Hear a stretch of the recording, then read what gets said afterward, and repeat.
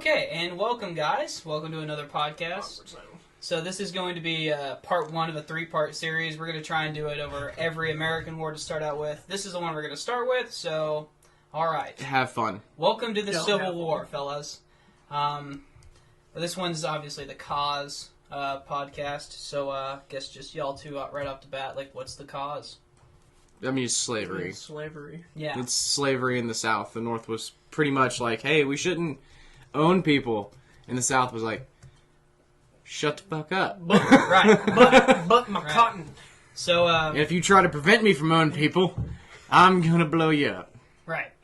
So, basically, so you're right, both of you. It's 100% slavery. I know, that's right. Anyone who tells you it's not slavery, they're just wrong. Most people would tell you it's states' rights, though. It's still, most people still buy into that. It's not their fault, it's what they were taught. But, any way you pick it, so if you say it's the economy and it's tariffs, or if it's states' rights, at the end of the day, the root of the problem is slavery. it's going to be like states' rights to do what? Why do you want a low tariff? It's going to come back to how is freeing slaves going to ruin your economy? Exactly. It's gonna come back to the slave. To the owning of other individuals. Right.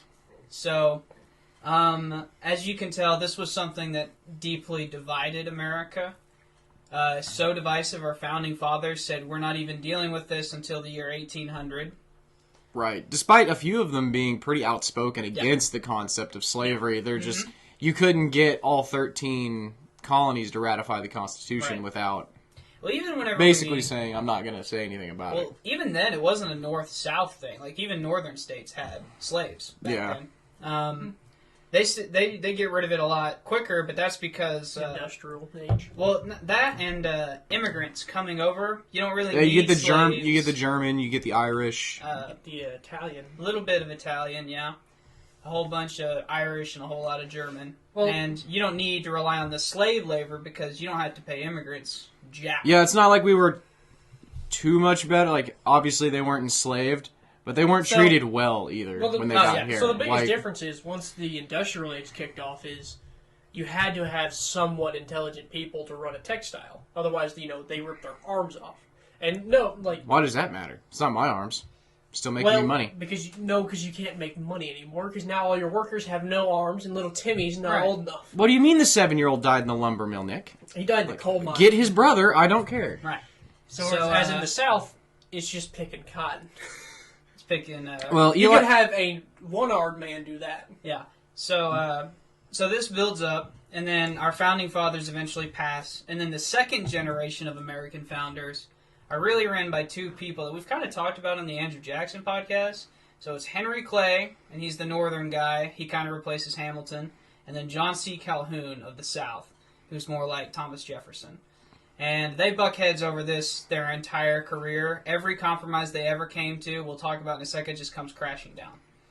So the first thing they tried was the Missouri Compromise. That fails almost immediately. So the Missouri Compromise was basically like new states get to pick, right? No. We'll get to that one in a second. So the Missouri Compromise. Missouri? Yeah, so there's a parallel line. So it's actually That's why right. we have the Panhandle in Oklahoma, because Texas originally owned that. But if you have any part of your state above that, then it's a free state. Texas gave that up to Oklahoma in order to remain a slave state. They gave it up to Nebraska first, and then Oklahoma got it. Oh, because Nebraska ended up. I can't remember. Well, Nebraska's not a state, so it must have been Nebraska territory. It would have had to have been because Kansas is the one immediately north of us now.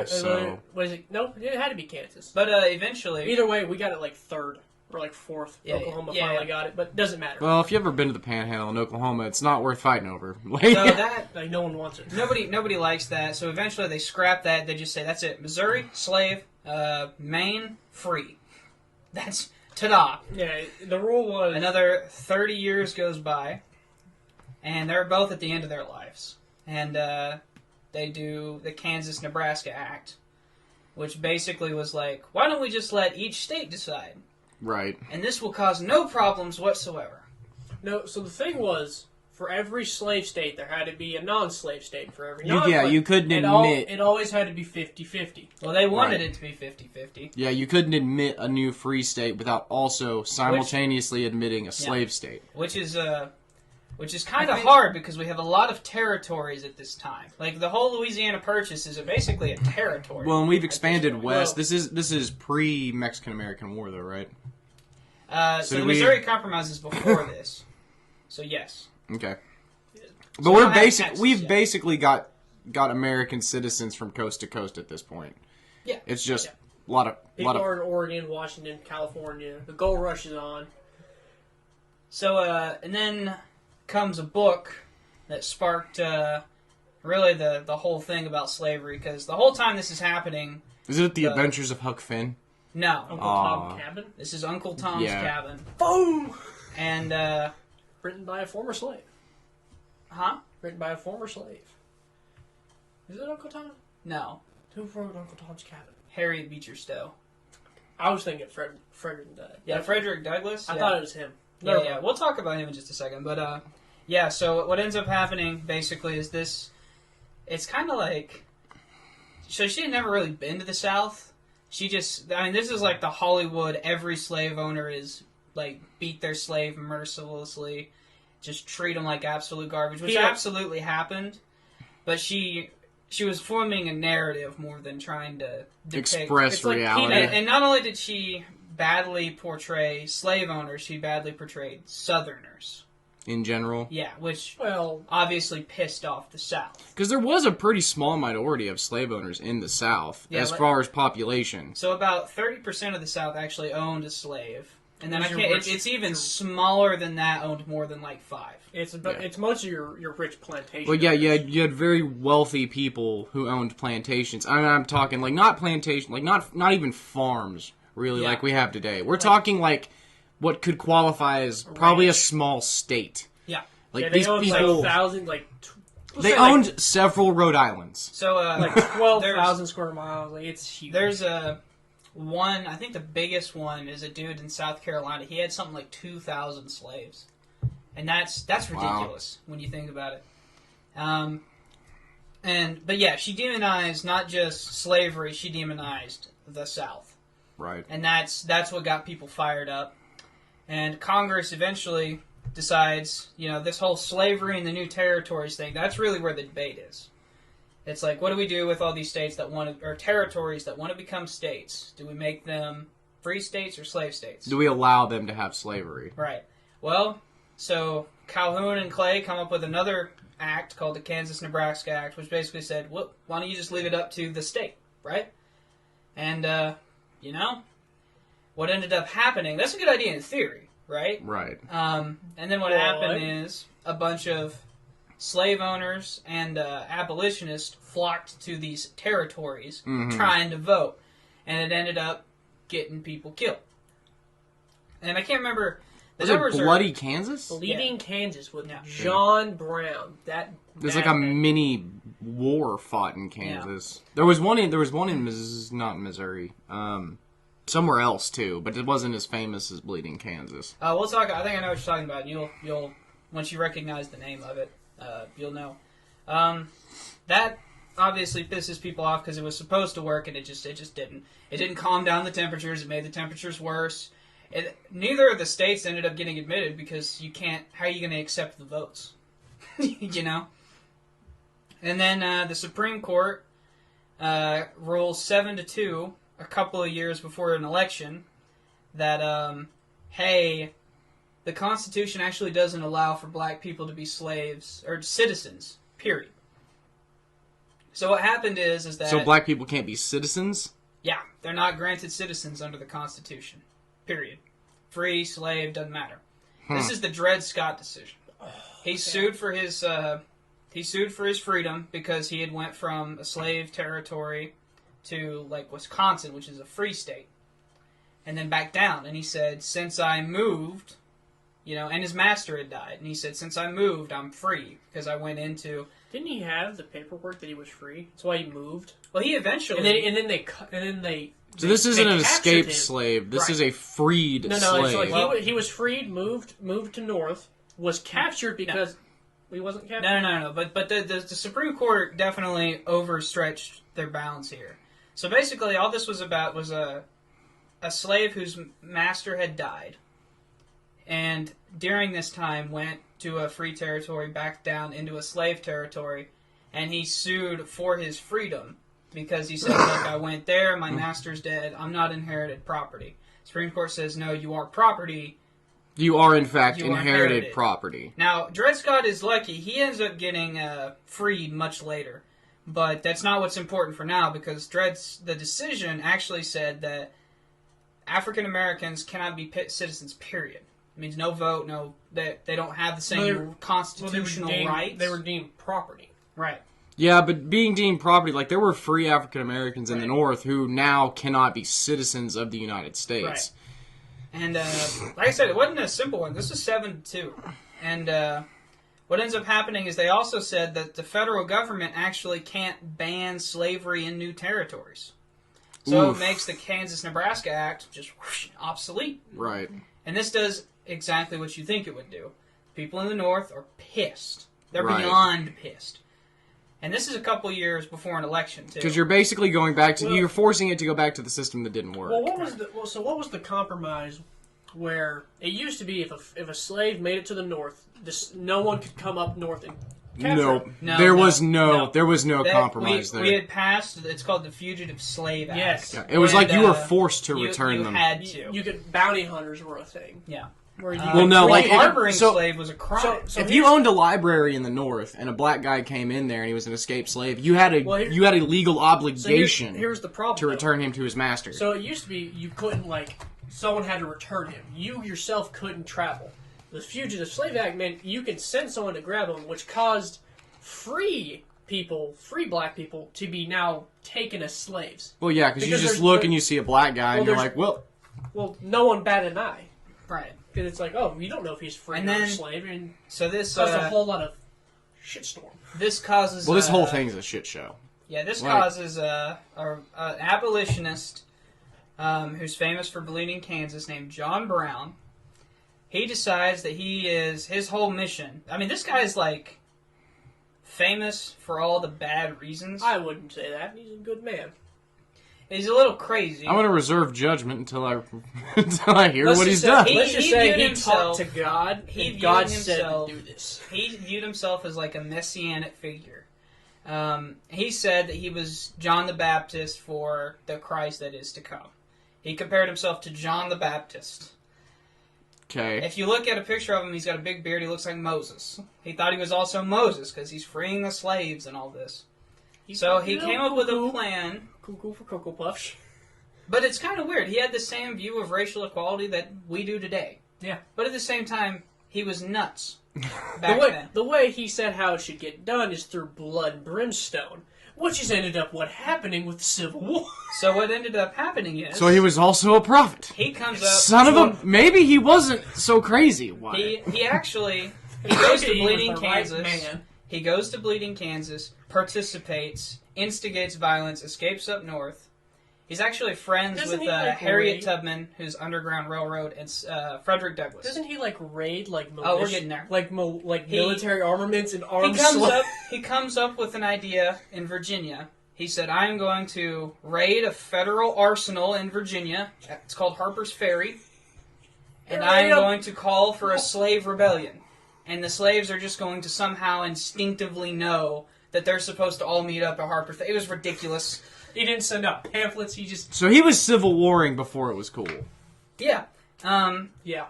And oddly enough, so he gets, obviously... He actually holds off and he captures the town. Eventually he gets squashed. And eventually, you're never going to guess who captures him. It's Colonel Robert E. Lee and Stonewall Jackson actually captured him. And a bunch of famous people, actually. So he actually is one of the first Americans to ever get tried and hung for treason. Which is exactly what he did. He was going to overthrow the government of Virginia and establish his own commonwealth. It's 100% treason. Absolutely. Yeah, he raided a federal... By every definition, he's a terrorist. Had political motive. Right. He may have been right on his views on slavery. Had the right means, just didn't succeed. But, no, I didn't even say that. I did. Violence like this... I mean, he was... Well, what's the road to hell is paved with good intentions. Yeah. I'm sorry, how did slavery get fixed? Well, war. Well, here's the thing. He he wasn't just killing slave owners, he was killing, like, slave sympathizers. So, like, if you were in the South and you said that, like, I don't own slaves, but maybe... Drawn and quartered. He would be like, yeah, just kill them. Okay? So that happens in 1859. So the election of 1860 is coming up. Yeah. And so now that's what we're going to talk about. This is the most biggest election ever in American history. Ever. Like, it's huge, significant, yes, biggest in history, maybe. It's probably top 3. I don't know what would beat it. Eisenhower getting elected. Why? Because that's how we won World War II. Eisenhower was after FDR, you mean? Oh.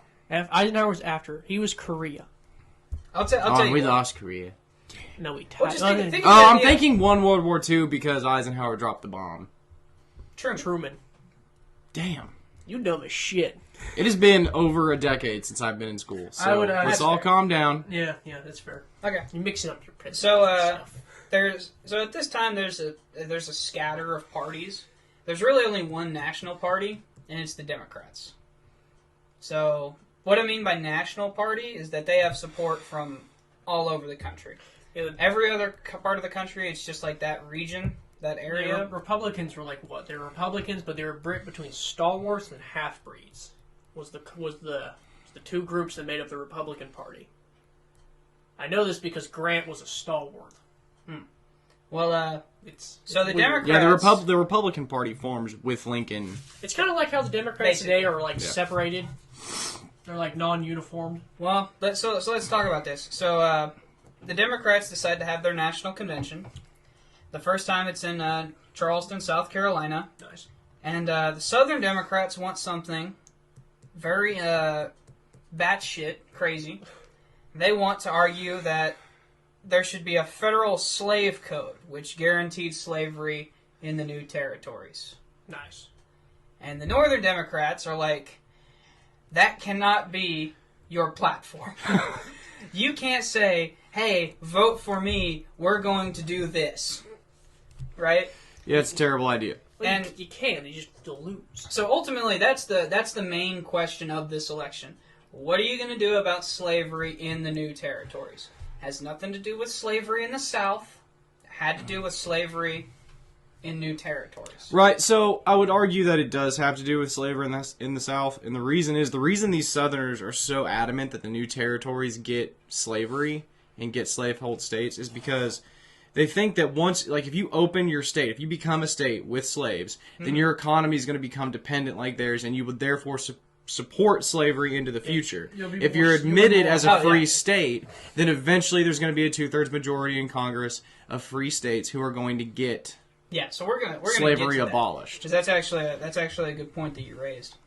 So the Southern Democrats want a federal slave code, like in the Constitution. Like they want a new amendment passed. Which is, there's no way. And the Northern Democrats are just like, good luck. So they can't figure this out for days. They meet up again another couple months later in Baltimore. Same thing, can't come up with a solution, so they split. All right, so now So we the have Democrat Party splits into 4 parties, basically. Okay. Or, sorry, 2 parties. 2 Northern Abolitionists. Democrats. So they move up into Northern Democrats and Southern Democrats. So now I'm going to tell you their position of both. So the Northern Democrats, it's a senator from Illinois, Stephen A. Douglas. He actually just beat Lincoln a couple of years before to be the senator of Illinois. yeah. Lincoln was nothing but a loser until the election of 1860. And at this point, Stephen A. Douglas is the most famous person running for president. And his solution to the big question, what do we do with these new territories, is popular sovereignty, which is just let each state decide. Right. And again, you know, Which is kind of the situation they were already in after the Supreme If Court you- decision, right? if you, well, even after the Supreme Court decision, they basically said that you can't really even do that. They said that it's a federal territory. The federal government can't make any laws in the territories about slavery. No. So only each state. So like once you apply for statehood, you get to apply. Right, wrong, or indifferent, that is the appropriate interpretation of the Constitution. I mean, it says it like 3 times there. Yeah. That you won't make laws against slavery. So Until what year? I think it's like 1864 Yeah. It's But, after the Civil War. They're basically like, so, fuck you. if you look at their logic, it's actually pretty... They're like, look, man, what's more democratic than that? Right. You know? Let the states decide. Let each state decide what they're going to do with their, their own laws, right? That one is liked. The Southern Democrats, their nominee is actually the current Vice President of the United States, John C. Breckinridge, and he actually argued for the slave code. He said, we want all slavery in all the territories, period. And we want it constitutionally protected in the South. By states? Or, yeah. So, you can't revoke this, period. Yeah. And then the third party is the Constitutional Union Party. So, obviously, all this temperature is boiling up. And, we've seen people get shot. We saw an attempted overthrow of Virginia. These guys are like, okay, something's coming. Something's brewing. Everyone just calm the fuck down. This is escalating. We don't like this. And these are... so the guy's name is John Bell. So are they just trying to ignore the issue of slavery altogether? That is exactly their position, actually. Okay. Their whole... So we're just not going to taltalk about it? Everybody calm fuck down. Slavery. So if you asked them, they said, "What is your position on slavery?" They said, "We don't know. Elect us. We'll figure something out." As crazy as that, the only thing more ridiculous than that is it almost had a chance in some states. I was about to say that sounds, I would actually appreciate a politician like, "Hey, what are you going to do about this situation?" Right. Man, I'll figure something out. I ain't fucking got a plan right now. This is a mess. Fuck if I know, but I'll figure something out. So, and then next, the final party is the Republican Party. They actually went back and forth on who they were going to nominate. They ultimately nominate Abe Lincoln, who he won a Senate election in Illinois after losing, so he won it 4 years later. It was the other seat. Does that make sense? Okay. Yeah. So him and the guy who beat him are both now serving as senators for Illinois. Right. And his position is he is not yet the abolitionist savior he's going to become. Well, he's not the abolitionist until after Gettysburg, is he? After Antietam. Antietam. Yeah. So Once he knew he could win.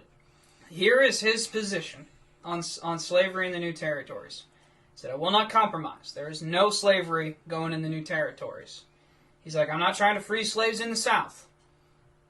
Period. But we're not going to continue this atrocity. But we're not continuing, because the whole anti-slavery position is that if you get rid of slavery's expansion, you can contain it, and after a generation or two, it'll go away. Right. They'll just be outnumbered. They'll go away. Which scared the shit out of the South. Because they also knew it was right. Right.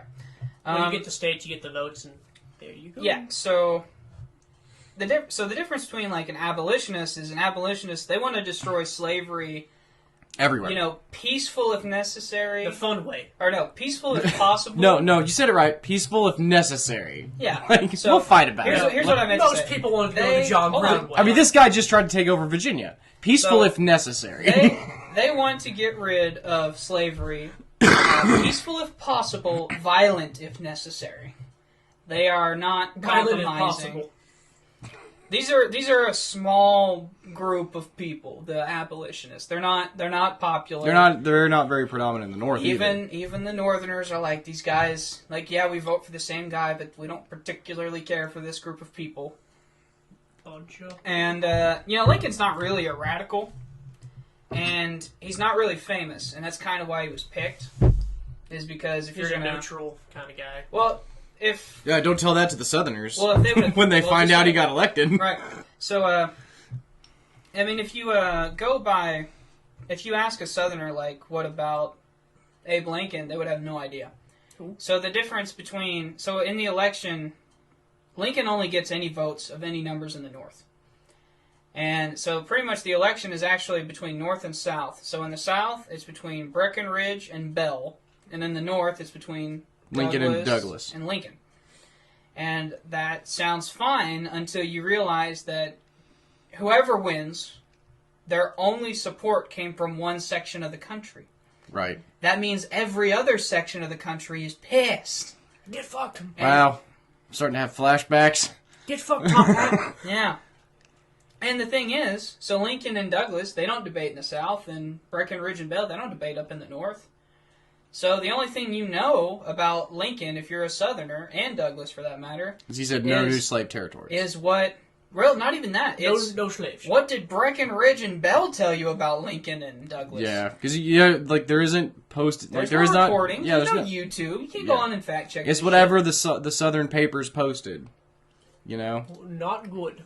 And it's no, if you read the Southern papers for the election of 1860, it's rough. If you can even read the Southern papers. That's like this. I don't get, like, people are like, media is so biased now. Like, no, have you read papers from, like, 1800? They were always this way. Some papers back then used to literally be named, like the Democratic paper of Richmond. So the thing is, not a lot of people could read as if.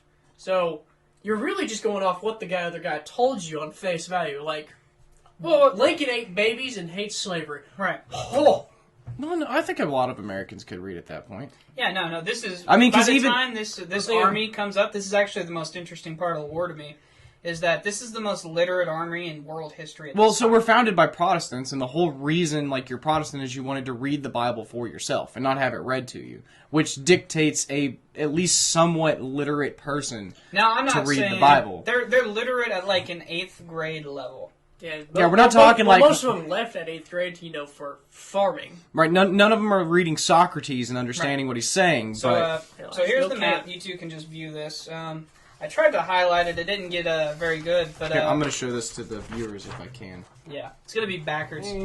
But, so Lincoln ends up winning, obviously. We'll go over what all the charts and stuff say, but just to... Pretty much, he wins the whole North. So we've got these territories are John Bell. That's Kentucky, Tennessee, Virginia, and those are the people who. That's cute. You called Oklahoma unorganized territory. Yeah. Yeah. You know what we were though? What? Indian? Indian territory. Oh. Well, that's not my map, to be fair. But No. So what ends up happening is the South says that's it. We're done. We're going to succeed. Not succeed. Succeed. There you go. Yeah. They didn't succeed. They did not. They did not. No. So, spoiler alert for the next podcast. So one thing we got to remember is that the lame duck session at this point is a lot longer. So we're voting. What do you mean by lame duck? So for we're people voting, who don't know. So what we're doing is we're voting for the president in November. He's not getting inaugurated until March, which is an extra, month, 2 months almost. So the lame duck period is the moment from election to the new president to inauguration. Right. So what happens is the second that these get certified, 7 states immediately secede. Yeah. And they're this exact 7 you could suspect. You Virginia, South Carolina. No, hold on. Just 7 at first. So you just follow the Gulf Coast. So you go Texas, Louisiana, Mississippi, Alabama, Georgia, Florida, and South Carolina. 7. Those are the original 7. And they elect a man to be their president, Jefferson Davis. And it's ever since he's last rebel standing. Even when Robert E. Lee surrenders at Appomattox, he's still fighting. Yeah. He's still convinced he can win this war. Actually, believe it or not, he's convinced he's willing to give up slavery if it means Southern independence.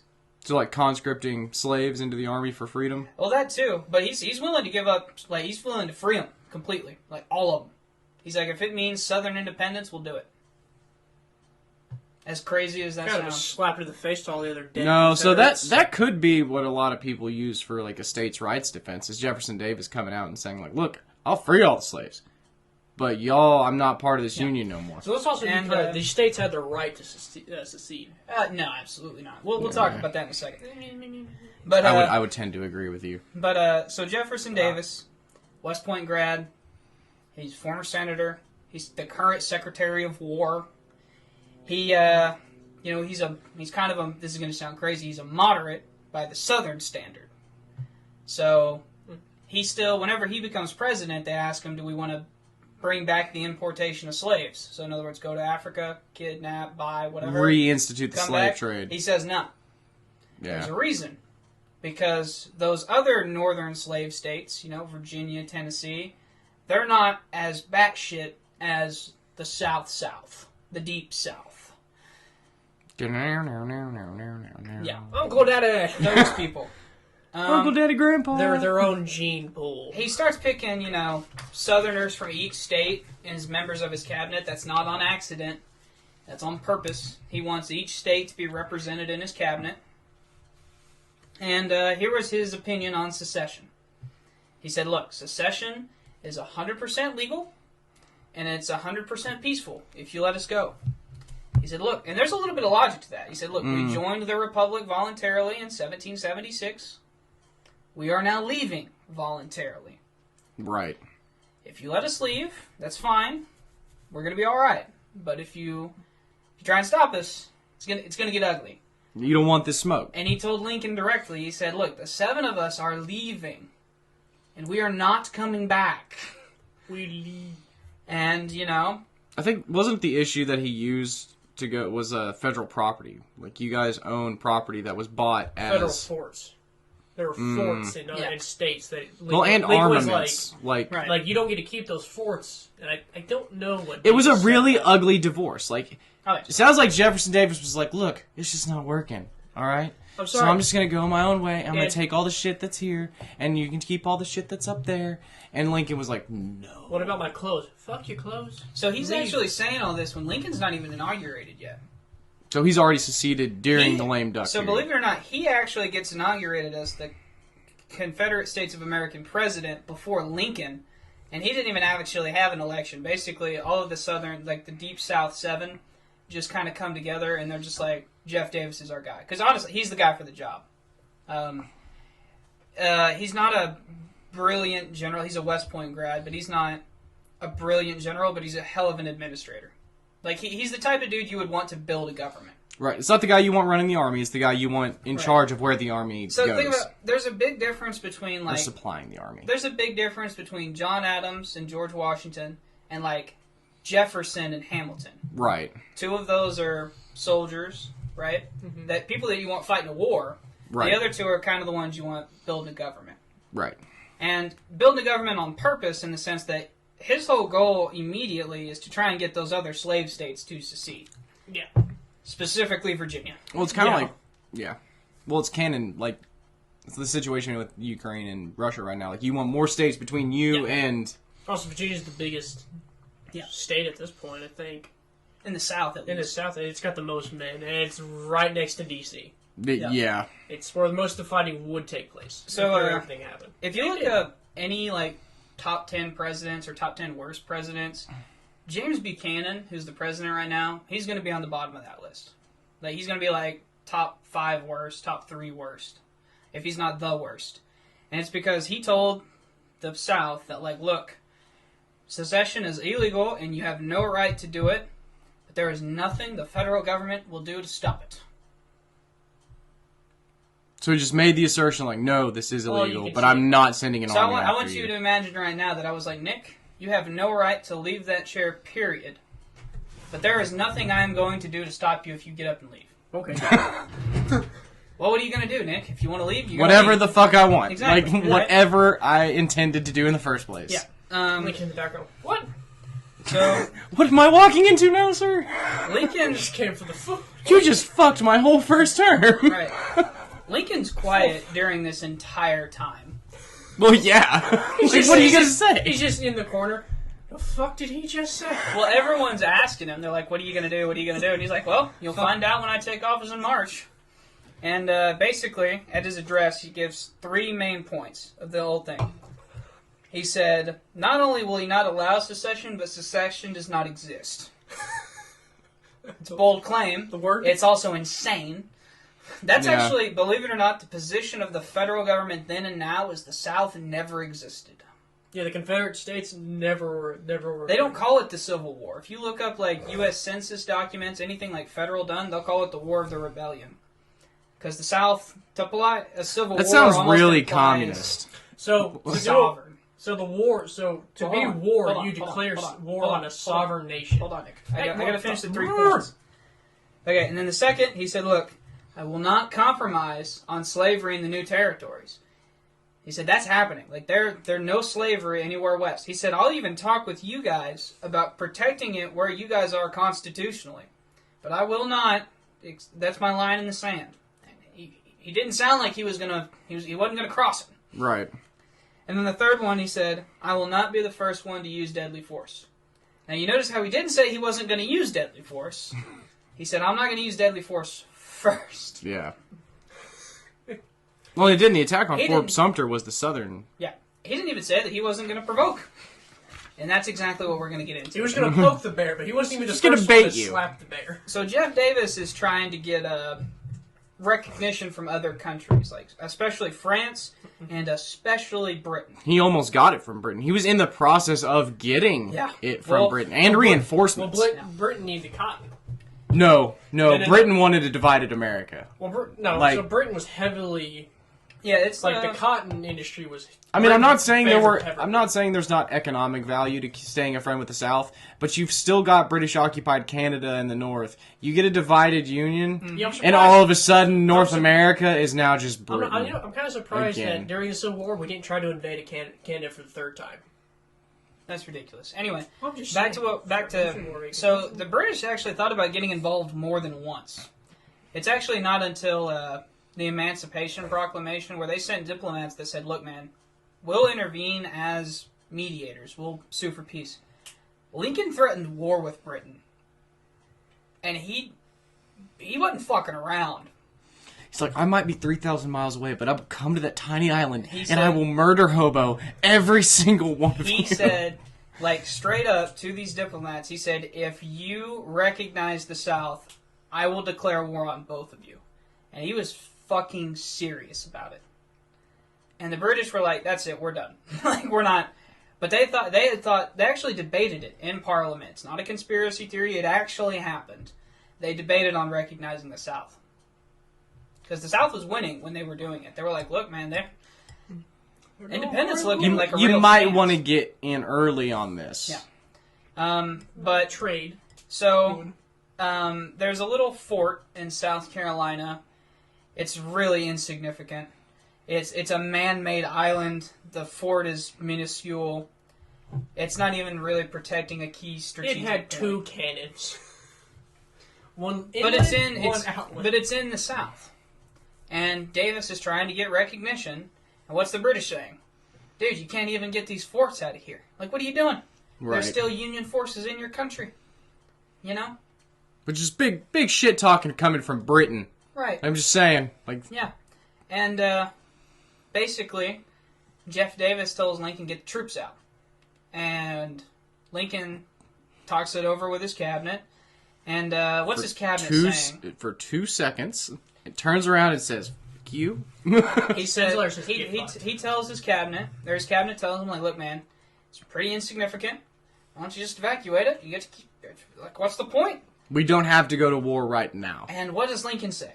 Get fucked. "Are you insane?" He said, we're gonna evacuate a fort right when they're trying to get recognition across. Not a chance. Not a chance that's happening." That's a bad political move. And so what happens is, he made very clear, like, we're just going to provision the fort with food, no ammo, no nothing. We're just going to send supplies. Jeff Davis was like, "Yeah, we're not even going to wait on the supplies." And he told General PTG, one of the most well-traveled generals of the war, tells him, "Why don't you just go ahead and open fire?" And he did, and they surrender the fort. And he ends up letting the men go back, because the prisoners are insignificant. It's the symbol that really matters here. Mm-hmm. And Lincoln, well, now he gets to keep his promise.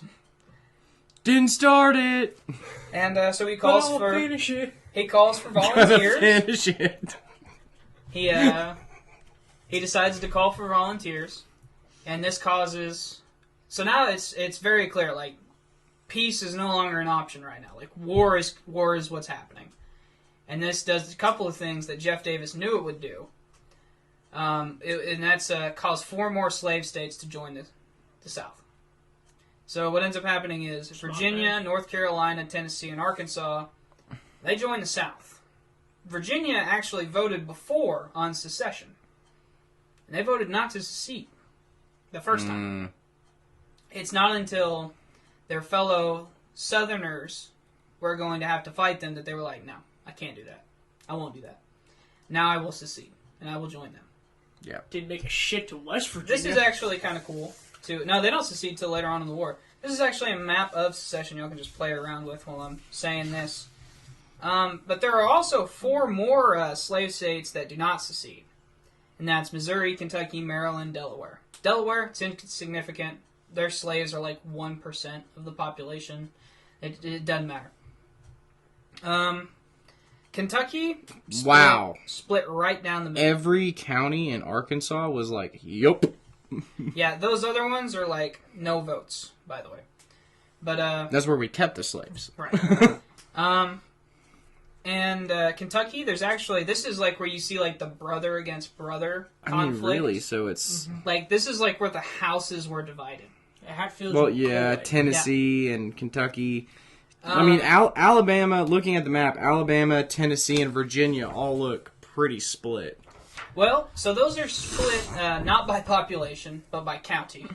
Right.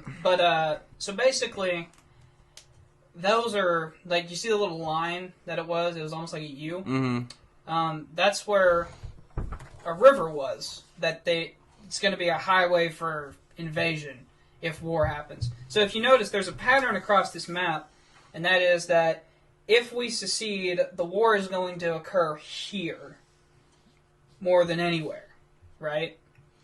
It's not a shocker that it's the people who live know there who don't want. And actually, in Texas, Oh, fuck, I know. the reason you're seeing these lines in Texas is because We're already at war with the are- Indians. Like, I don't need more war. These are where federal forts are. Well, if you leave the Union, The forts the forts too. go away too. And the Comanche have field day. And they did. They So- took over parts of Texas. So Kentucky, that's like the brother versus brother type thing. Maryland, we'll actually talk about Maryland after. Delaware, that slaves are insignificant. Missouri, that's like Vietnam and the Wild West mixed together, man. So this is like the Old West, like wooded forest. You don't know who's on what side. You're constantly looking over your shoulder. It's a lot of guerrilla warfare. It's just nasty. You just go around with bayonets stabbing everybody like God sort them out. Yeah. Like, the highest casualty rates in the war are here. The battles are small, but the casualty rates are really high because it's woods. Maryland actually has a vote to secede.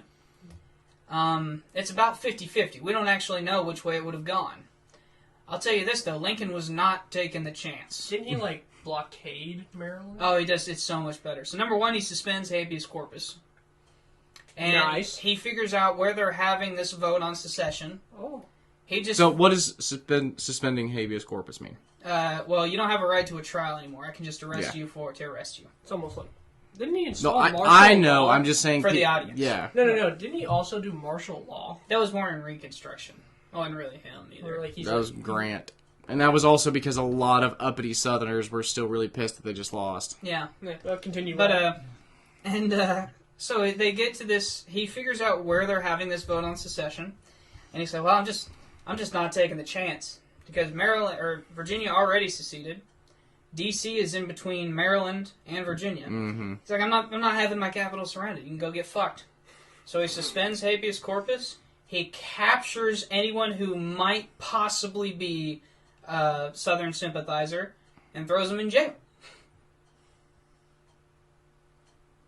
Yeah, I just wanted Nice. everyone to soak that in. Yeah. Good for him. No wonder him and Karl Marx wrote to each other. Yeah. Yeah. So, Sounds like a no fun now party that we to know me. that war is going 1930s to, no fun party. Woo! 1860. I'm gonna get a cigar. You guys want? Yeah, I'll take Yeah.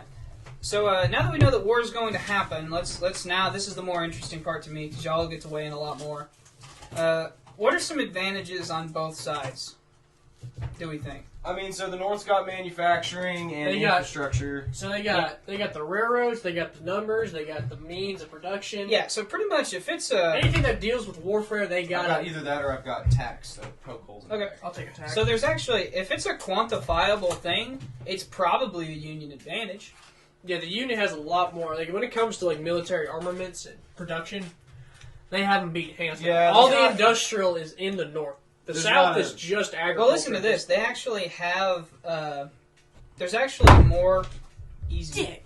There's actually more factories in the North than the South has factory workers. Makes sense. Wow. That's pretty kind of crazy. Hey, would you tag mine? Yeah. But the obvious one for the North is population. They're going to have about double the soldiers. Railroads. They're going to have the economy. Yeah. It's diverse. It's not that they don't have agriculture. They do. They just have agriculture, industry, international, transportation. You want to know what else they have that is a really big benefit? Ammunitions manufacturing? Communication lines. They were building power lines and communication lines where the South had to do basically hand-deliver mail to old school, and they were doing telegraphs. So Lincoln gave direct This is orders. still a pretty new technology, though. Like, I would imagine telegram is not too much more inefficient. And for everywhere that the South is really going to be fighting, they have telegraphs. Like, it's not a big deal. And especially where they're going to be fighting battles, you can't send a telegraph into the middle of bumfuck Mississippi where they're going to fight So fight that's the thing. They while marching through, when their soldiers marched through, they would build the communication lines. Because there's I can't remember the movie, but they show them building it, and then it's Lincoln sending orders. It's really cool. So we talked about some Union advantages. What are the Confederates? What do they got going for them? Home field. There's a lot of land that you got to cross. Like, so Yeah. it's home court advantage for most of the war. So I'd like to have a question about that, but go ahead and finish your point. A lot of empty territory, so it's a lot of farmland where you're gonna have to trek across a lot of open field, and what's not open field is going to be swamp or thick woods or a fucking nightmare. So it's either going to be a kill box or a nightmare. Right. So, just a question about local intelligence or home field advantage. So it's obviously true that the benefits are that the local people are on your side, and if like a housewife sees an army marching before your scouts do, she may go tell, right? Which is actually what happens. It's what makes Stonewall Jackson famous, is because he knew about a secret road that he could use to flank them, and it worked. It was beautiful. What's the downside of fighting on your own land? It's your own farm getting burned. Yeah, Look at Sherman's March to the Sea. It's so burning all of that. So it kind of makes you wonder how much of an advantage is it really to be fighting on your own home court if all that death and destruction is going to happen. Right. All the blood seeps into your dirt. So if you gave people the option, like, do we fight here, do we fight there? I feel like most people, if they Let's really go fight thought over there. about it, Like, I don't want to fight at my house. Let's go fight at your house. Come on. exactly. The reason we didn't care so much when we dropped so much napalm in Vietnam. I'll It's say not my this. house. A real advantage I think the South has is that. So we talked about it a lot on the Russian podcast, and we've mentioned it a lot. I'm On going this podcast. to save mine for the next one. That way They we're go not with all it. smoking. So a real advantage is that. I'll save it. No, this way we're not all smoking at the same time. No. Because we still don't have... Okay. Yeah, more of you need to subscribe so we can get paid, so we can get fancier shit. Yeah. God. So one of the biggest advantages that they have is that this is like one of the first civil wars in history where you start off with all the land. Like the South really didn't have to fight much of anybody to have 750,000 square miles of land, right? Also, they've got more ways to win, right? So think about it like this. If we draw, who wins, the North or the South? The The South The South, because they still got their independence. So that means the North, has to win it all. at the end of the day, the North has about 750,000 miles. They're going to have to invade, hold, and conquer. Whoa. Oh, you're talking square miles. I was like, we're 3,500 miles across. What the fuck are you talking square about? miles. 750,000 miles. Yeah, and they've got to hold it, and they've got to conquer that much. I mean, it's a tall task. Against a population that doesn't want you there, doesn't want what you're selling. At least a majority of the population that doesn't want what you're selling. Oh yeah, the secession sentiment is entrenched. That's overwhelming. Like, that's the one thing. Lincoln thought that all this was going to blow over. He was wildly wrong. Yeah. Like, these people hate. Tribalism goes back to like our earliest hominid ancestors. Like, there's no avoiding it. And once you get people feeling like their tribe is attacked, it's rough. Yeah.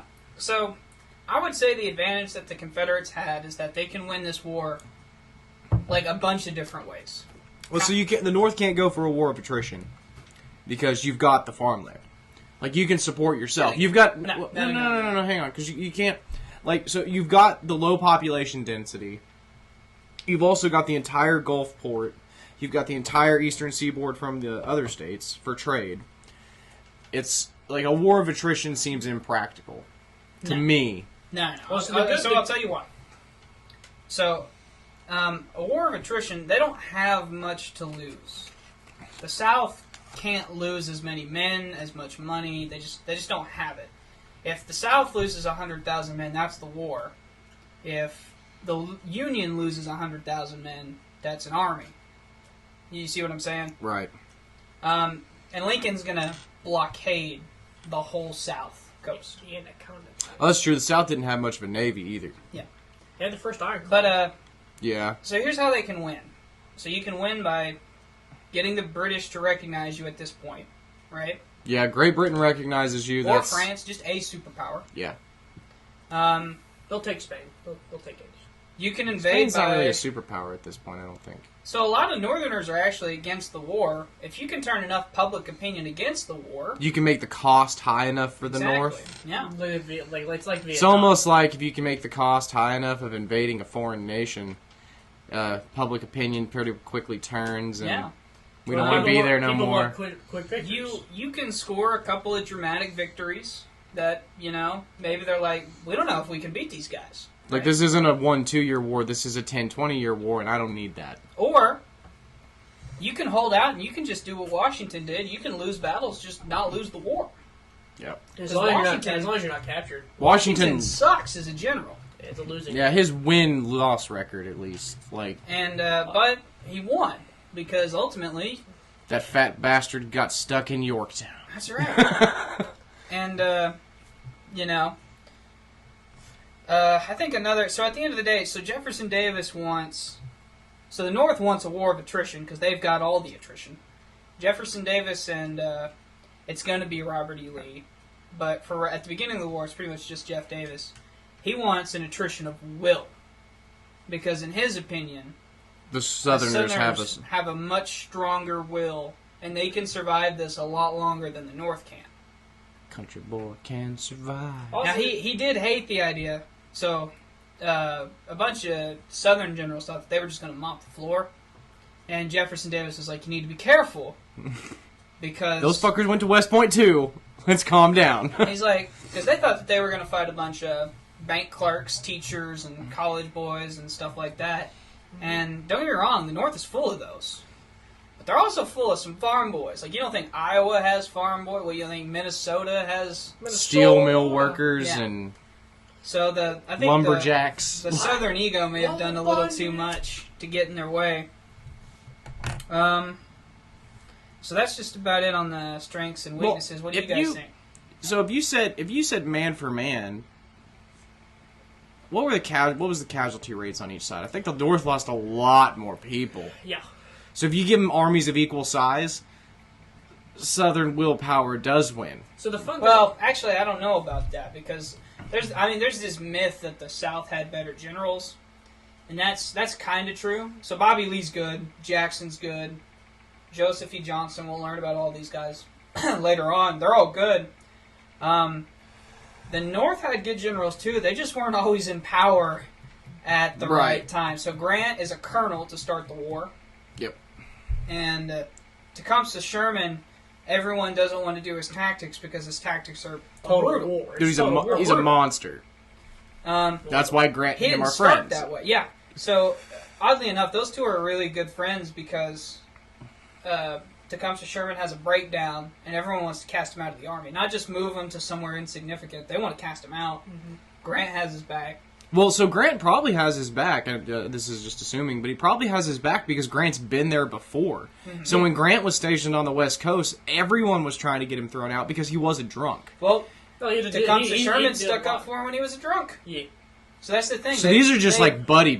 Exactly. Like, here's another thing. Like the the thing that Grant was a drunken who didn't care about his men has now been. That's a whole myth. Well, we'll talk about that on the military part, but yeah, he's... Oh, there's going to be old military. We're going to get lost. Yeah. So fucking lost. I'm so here for this, though. This has been really nice. Yeah. So I like hold on. We're moving on. You're going to get to talk like 90% of the military podcast. Like, calm down. So the Union strategy, to start this off, it's got 3 plans. So the first one is the Anaconda Plan, which is where you... Where you basically blockade the whole South. Constrict them from trade. Yeah. And then you just capture strategic points and you secure Washington. It's that easy. You just hold Washington. So you just station your army in Washington, have your Navy cut off trade routes. And then you're just going to capture strategic points. It's going to be mostly rivers over the course of the war. The second one, as the war goes on, so it's not that they changed and threw away the Anaconda Plan. I would say that the reason of cutting off trade, northern rivers and stuff, is 1, the British can still trade from Canada if you leave open the Mississippi, and 2, there are still Southern sympathizers in the North. So if these are business owners, they could supply the Southern Army. So the problem is, like, you still can't trade with them through the Mississippi because you got to go through northern states, which are held. Like, there's force along. I'm just saying. That's what he's saying, though. Is like if you leave the rivers uncontrolled, then people can just go through them. Right. Then those Canadians. But if you hold key points of the rivers, you can't do that. Like I think that's what he was saying. You were saying the same thing. Yeah, so the next part is the idea, and this Lincoln's view of the war changes because the whole point of the Anaconda Plan is that it's a limited war. When this is over, there will be no hard feelings. Not mass casualties, no... Yeah. And as soon as that became apparent that's not going to happen, he wants a decisive victory, which is basically, it's not total war, it's basically like... I'm going to come if we get a couple of big wins, like maybe we take Richmond, or maybe we get Lee to surrender, or maybe we like split them in half and control, we can constrict Well, and he's not wrong. You get Lee to surrender in that first year and the South's done. Yeah. So, so he still keeps intact the Anaconda Plan. It's just his methods. Adds to it. Yeah, he adds to it. And then, as soon as he puts Grant in command and he gets beyond pissed, Lincoln, his heart kind of hardens over the war. This is where he goes to hard war. Yeah, this is literally... Well, he's taking nothing but L's for the most part of the war up until he gets Grant. Lincoln and Grant told Sherman, like, hey, we're going to hold off on total war until Lincoln gets elected again, but once he's elected again, burn it to the ground.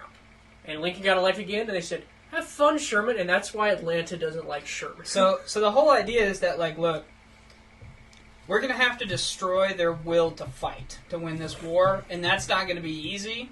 Right, destroying a willpower is a very... Ask any sovereign nation. Because, look, at the end of the day, the Northerners are fighting for some abstract thing called nationalism, right? That's why they're fighting, because remember, not all of these Northerners are fighting to end slavery. They're fighting to preserve this union. But the Southerners are fighting because there's an army of 100,000 men outside that your front is going door. to steal from your farm. Like, that's something, that's very real. They have more to fight for. Well, and let's not pretend that, war was not what, there was no Geneva Convention back then. Like, people could be really brutal. And the Civil War was especially vicious. Yeah, oh yeah. Like, I would not be surprised if some Viking shit went down. Yeah, like for sure. I mean, there's on both over sides. war. I'm just saying. Oh yeah, absolutely. I mean, a modern war has things like that happen. Like yeah. So like I said, the South wants to fight this in a much different way than the North does. They, like I said, they don't want this war to cost a lot of resources because they don't have resources. They don't have funding from any other superpower either. So Jeff Davis at heart, he wants to just go invade the North, but he's smart enough to know that that's not really possible. You can't. They have the numbers, they have the equipment, they have the supplies. Yeah, and I will say though, you burn down like large cities in the North, and that's a real emotional victory. Mm-hmm. I mean, but here's the thing. So like, if you may lose a lot of men, number one. Yeah. And number two, it's got a real chance of just pissing them off more. Yeah. And that's going to be a different kind of punishment if they win, you know? Ultimately, he wants to fight this like, look, man, we're going to hold as much southern soil at once as we can. And that's a bad idea because he doesn't really have the numbers to do that. Right. So eventually what happens is called a cordon defense. It's just a line of troops every so often. This is like the length of the South. And then once the Union picks out where they want to attack, they start marching. Everyone else comes and defends that one area. Right. So you got a thin line, Yep. and then it's reinforced as it Yep. can be. Yep. And that's, a bunch That's how of people... Sherman breaks through the line, Yep. and then just lights it up. Yep.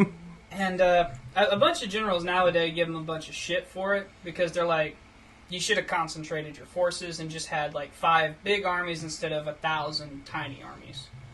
But so what Jefferson Davis was trying to do is hold on and defend all of the states. We're not sure how possible that ever was, but that was at least what he was trying to do. Well, and hindsight's always 20/20. Right. You know. Yeah. So, Like and- you can look at the several Civil War battles, and it comes down to one critical mistake by one general. Yeah. And- So the Civil War is going to be filled with several thousand tiny battles of 100 men, and then that's it. And then there's also going to be the big ones, obviously, where they get all these men together, and there's 70,000 men, and it's just a bloodbath. All right, that's pretty much all I've got, other than the weaponry changes that we're going to see. Do we want to save that? Do you want to do that now, or do you want to save that for the military? Let's save it for the military. That No, way, because we got a lot of stuff to talk about. I mean, we got 4 years of war on the next one, so we'll just go ahead and cover it now. All right, Nick. So, What would you like to know? We'll just start spitting facts, man. All right, so we all know before warfare was used with smooth-bore muskets. And anyone who doesn't know what that is, they just took a tube of metal, put it on a piece of wood, and it could shoot a slug and shot, meaning it was a shotgun and rifle at the same time. It wasn't as accurate because the slug never fit tightly. You had to put a patch, and that's what made it fit snug. And when you shot it, it wasn't spinning. It couldn't spin, so the accuracy of range was very limited. France invents a thing called the Meniere Ball, or the Mini Ball, which it's I'm sure we can show a picture soon, but it looks like a modern rifle. It's not a ball. It's got a little point. Yeah, and in the back of it is specifically made to expand and grip what's now called rifling. So that way it has a higher twist rate, and if anyone knows, twist rate's what gives you accuracy at long distances. And it gave it a higher twist rate, meaning it can shoot farther and more accurately. yeah. So let's talk about that at first. And these are in 50 to 54 to 64 caliber rifles. These are big guns. These can do a lot. So a smoothbore rifle, if you're really, really good, it's accurate to about 50 to 75 yards. It's deadly up to a couple thousand yards. But past 75, it doesn't matter how good you are. Yes. Past 75 yards, it doesn't matter. It's Right. luck If if you you hit something. Right. So the thing is, And hold on. Oh, continue. So with rifling, you're now accurate to 400 yards. Yeah. Deadly at about the same distance. And so what would that do naturally for warfare? Well, you also have to consider warfare is still being fought like the Revolutionary War Yeah, was, they're where lined. you're lining up in a field, and so the South didn't fight like this predominantly. They did a lot of guerrilla warfare, just like the Americans during the Revolution. But the reason the death tolls are so high is now you've got accurate riflemen Your from 400 technology yards. has overpassed your strategy. Well, and it's not so the rifling isn't the only advent of technology. There's the Gatling gun. There's the That's later. So how most people would describe at least the small battles of the Civil War was you shoot once and then a bar fight ensued, where you just that's where you get a lot of casualty, especially wounded. That's where you just shot, and if they didn't reload fast enough, you just fixed bayonets and you just fought each other hand to hand. And eventually, a man named Henry Well, What were you going to say? Well, hold on. We haven't exactly covered rifles yet, have we? Well, So what's going to happen if you go from a weapon that shoots 75 yards to 400? Well, it's good. And you get snipers. Well, basically, yeah. You get the Kentucky Rifleman And, pop. So what ends up happening is, number one, your battlefield is going to get significantly larger just out of necessity. Right. I mean, that's just got to Took happen. a few battles for us to realize that. Yeah. And your artillery's got to go back. Because So- artillery used to just be like 250 yards away. So, I mean, now they're just going to get picked off if you do that. so one of the rules of warfare was you never shot officers because they were worth a lot more alive than dead. Yeah, except Washington Except, exclusively comes in and starts shooting officers. Because it's Americans that realized if you shoot the officers, the foot soldiers don't know what to do, and they're going to scatter, and you can punch through the lines. And so now, especially, you got the Kentucky Riflemen and people who we start to see bounties on heads of commanders. We're like, hey, anyone who shoots so and so gets $100 extra on their paycheck. Well, now you see people taking pot shots at officers, and officer deaths go up, infantry deaths goes up, and everyone's like, what? Well, again, there's no rules to warfare. No. Not even pretend rules at this point. Like, No, it's It also, we'll talk about Well, then Bull what- Run. well, and then you get into Now you hand want to talk about chaos. you get into hand-to-hand combat, and then the bayonets, like, it's a triangular wound which can't be stitched. So, like, you stab somebody center mass with a bayonet, they're probably just gonna die. not only that, they're serrated. Like, oh, They're triangle and they're serrated. Yeah. best time to be alive. Yeah, ever. Yeah. So we'll... A1 steak sauce was invented in the Civil War. Yay. Yay. Not yay, people were dying. And eventually, so everyone knows how muzzleloaders are loaded. You have to pour the powder, then a patch, then the round. You have to ram it all the way down. Well, then something called a cartridge comes around. Yeah. Bite the bullet. And so that makes it where you just have to bite the end off, pour it, and then you can just shove it all down. And then something called the brass cartridge is invented, where it's now everything's in one. You just put it in the gun, a firing pin hits the primer, ignites it, and the round goes off. Yep. A man named Henry comes along and makes the Henry repeating arms, where now a soldier can do the job of about 50. And So the Henry repeater is a lever-action rifle. The gun that won the West. Yeah. And basically, it holds, I don't know how many it holds, but you just literally just leverage. it depends on the caliber. Yep. But, And there's actually a couple of cases, and the gun doesn't really get used, to be honest with you. But out west is where it does get used, because they're also dealing with Indians. Yep, and Indians have arrows and not guns. so anyone... There's a special case where a bunch of Texans are holding up this fort, and it's just a single division of Union boys, all with Henrys. There's probably about 300 of them, Yeah. and that's not even fair. Like, I mean, it's literally A slaughter. not So- even fair. Yeah. I forgot what I was going to say. Damn it, why you You interrupted? should have written it down. What the fuck? On what? Anything, I don't know. Scribble it on his notes. Just to piss him off. But, what were you saying?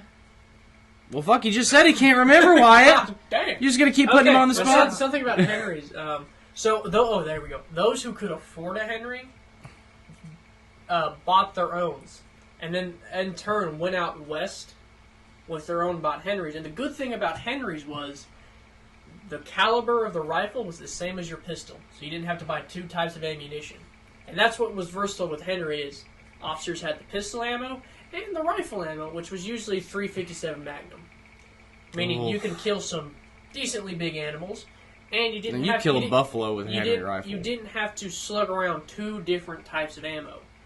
Well, then worry about which one you were shoving in the cartridge or The only the bad chamber. thing about like, Henry was it was tube fed, meaning you had to go to the top of the tube, unscrew it, slide it out, and then round by round. Also, the way lever actions are is you had conical bullets, meaning they were flat nosed. You didn't have velocity rounds because the way a lever action works is you can't have pointy parts where it hits a primer. So the range was kind of limited, but it didn't matter when you could do the job of 50 men. Yeah, I mean, if you could shoot that many bullets and you're still accurate to 200 yards... It's like the first ever machine gun. Well, they don't... Before the Gatling. They really don't even use it in the war. It's really... like it's very rare. It's at the very end, very rare. Yeah, it's not really. Breech loadings are before. Well, then why are we talking about it? Because he really wanted to mention it. I don't know. Well, Henry's are predominant at the end of the war. No. Henry's never become predominant, ever. No. You do have breech loading rifles. Do we know what breech loading rifles are? Yeah, but they're not even very common either. They're more common. They start to become really, more common. Really, the most common rifle you're going to find is rifled muskets. Especially like the Springfield. So slightly pointed balls and slightly corkscrewed barrels. Yeah. Like this is what they're mass producing and handing out. Oh, it's a lot cheaper. At conscription. Yeah. Yep. Well, the mini balls. It's the M14. Just another interesting fact about this war. So when Lincoln calls for soldiers, everyone answers. Well, no, he issues the conscription much later. But so he asks each state for 10,000 men. He ends up getting something like 190,000 just like that. This is the most volunteer-friendly force maybe in world history. I hesitate to call it friendly. Yeah, you're going to war. Lots of death. No, what I mean by friendly is that like the total number of the forces were volunteers on both sides, with the exception. The only possible exception that they're thinking would be the French Revolution, and that's just because it's impossible to quantify. Yeah, that. Well, they weren't conscripted in the military. It was literally just Napoleon walked into town and everyone started losing their shit. Right.